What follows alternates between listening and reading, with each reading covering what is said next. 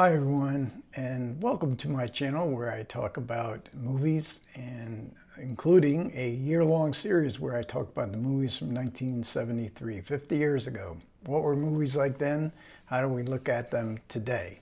So I'm going to today talk about The Fate of Lee Khan. Now, this is a movie I did not see in 1973. I believe it was released in the US in 1974. I was definitely not into martial arts movies, kung fu movies. The few that I saw on television were so badly dubbed. They seemed kind of silly to me. But I have come around now. Part of having a YouTube channel, I challenge myself to watch some movies and genres that I don't normally, that I'm not normally attracted to. And amongst this is these types of films. But there's no worry about a film directed by King Hu, because he is, in my opinion, one of the world-class directors. And he indeed wrote and directed this film. And it's set in the 14th century, so it's a historical film, as you can tell by this cover. And this is during the Mongolian dynasty. The Mongols were ruling most of China for I don't know, 100, 150 years.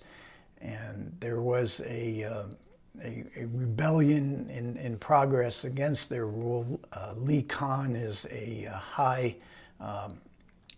up in this dynastic rule, and he is coming to this inn in order to meet a spy from the rebel camp who is going to give him a map.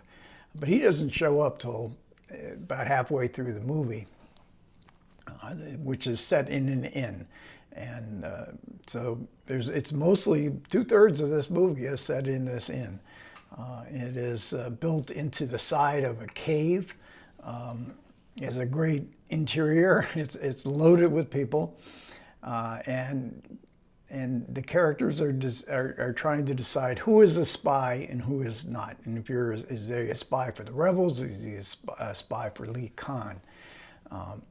So the innkeeper, a female, she has employed 4 new, what we would call waitresses, to help out in anticipation of Lee Khan's arrival. But And these are not just waitresses. they are very adept at martial arts. So all kinds of mayhem ensues in this inn. There's gambling, there's disputes, and they have to be overseen by these 4 waitresses who quickly show what great fighters they are. So they're in this first half of the film. There's a whole lot of comedy. There's the inept bumpkin magistrate for this Mongol dynasty who comes to visit. Just the fight scenes themselves are meant to be very funny. The 4 waitresses work in tandem, the way they throw things around, and they're quite formidable. But then Lee Khan arrives. Now, Lee Khan is really the most interesting character in the movie. I mean, he is the villain of the piece. There's no real protagonist here. This is sort of an ensemble piece. And the actor who plays him, I've seen him in other King Hu films. But we also, as part of these 4 waitresses, is Angela Mao. I made a video a few weeks ago on Lady Whirlwind and Hokkaido, which was my first exposure to Angela Mao.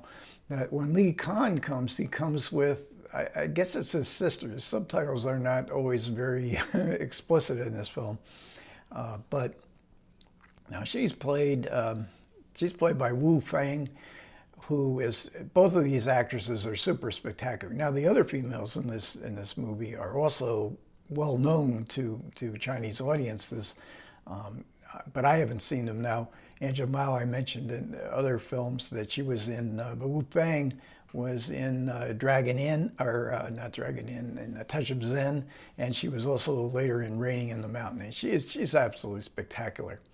And really the style of this film is very much operatic. This is not you would say that there's not a lot of substance here as far as it is detailing an actual historical person. There was actually a Li Khan, but it's operatic in the sense of, say, the Chinese opera. I think King Hu and some of the performers here came out of the Peking Beijing opera, and so we get especially in the melodramatic looks, the way the characters look at each other to get themselves in sync. All they had to do is, like, they dart their eyes over and they nod. And this is a style I've seen. This is in all of King Hu's films, and so I guess it's a stylistic tick. But so in general, King Hu is just a master stylist. His use of space, both the interior space, we get a lot of action in this inn, but also in his exteriors. Here his exteriors are barren and desolate. We never actually see a town. We see people coming to the inn where the action will take place. There's gambling, and everybody is, upbeat, going to win some money, going to have a good meal, going to drink a lot of alcohol. But we never see an actual town where the magistrate lives. We just see the inn and basically the desolate countryside surrounding this town. And so King Hu is this is widescreen photography, which he uses magnificently. Both the interiors, the exteriors, where the final 20 minutes, 30 minutes of the film is a long extended cut. King Hu did not really want to do this kind of long extended cut, this long extended scene of action. It seems he was more interested in the look of the film. And we had to do this action sequence and make it long from the Golden Harvest. The studio wanted more action. And King Hu had to deliver a commercially successful film. His previous film, A Touch of Zen, was a 3-hour movie, went way over budget, as King Hu's films generally did. And it was a flop at the box office. So he had to reestablish himself as a commercial director. He actually directed another film alongside this film, The Valiant Ones. They went from one to the other, which was released a couple years later. Also heavy on the action. And he's combining his wuxia background in Come Drink With Me and Dragon Inn with the which the wuxia became very popular by 1973. The sort of more hand-to-hand combat, the kung fu martial arts was in vogue. So he sort of combines that. Now, even though he was allegedly forced to make this extended scene, I got to say it's pretty interesting. Sammo Hung did the choreography. He had appeared in a very small part, I think, in A Touch of Zen, and would go on to star in and do the choreography and be a director for many of the most significant martial arts movies in the subsequent decades. So although this was meant to be a commercial film, it's not the most personal film that King Hu made. Now, it is part of a trilogy, because Come Drink With Me and Dragon Inn and The Fate of Li Khan, this is often called his Inn trilogy. And he explores every variation of what could go on in a very lively, heavily populated inn. And then these were hits, and he would go on to make other more personal films.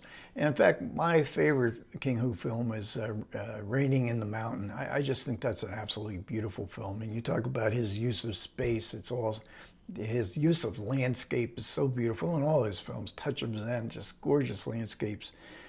And again, in Raining in the Mountain. I have not yet seen there was another Legends of the Mountain, I think it was called. I've not seen that one yet. But that was playing on the Criterion Channel for a few months, so I watched it, I think, 3 or 4 times. I'm watching A Touch of Zen over and over again now, and Come Drink With Me is not on the channel, but Dragon Inn is also on the channel. So you can get, if you have the Criterion Channel and you want to see martial arts in a very artistic manner, much more so than I think the common generic films of martial arts, King Hu's Touch of Zen, although it was a flop, and it was shown at the Cannes Film Festival in 1975. So that would have been 5 years after the initial release, and there it won an award at the Cannes Film Festival, and suddenly King Hu becomes an international star, and I think, and very properly so, because he is in my view at least, he is one of the great stylists of action directors, Sergio Leone, the kind of directors that they're visually compelling. They might not have a lot of substance, but they are kinetic. They're just fascinating. They're entertaining. They're definitely entertaining. Now, this is a Film Movement release. It doesn't have a whole lot of supplements. I did like the artwork here, and it does come with a booklet. Now, in the supplements, there is a conversation between two experts in martial arts and King Hu films. It was very interesting. Much too short. It's probably only about 15 minutes long. And then we get a Stephen Tao essay, and I have a book by Stephen Tao, which is really excellent on the cinema of Hong Kong cinema. I think it's actually about Choi Huk in Hong Kong cinema. That's the title. Here are some of the main characters of the film. So there's a couple of some good screenshots from the movie, which I got to admit I enjoy very much. I would not place it. The two experts place this as one of his best films. To me, A Touch of Zen, I think, from an artistic point of view, is clearly his artistic masterpiece. My favorite, like I said before, Raining in the Mountain. Okay, thanks a lot for everybody who managed to listen. I do appreciate it. Comments are welcome. Take care.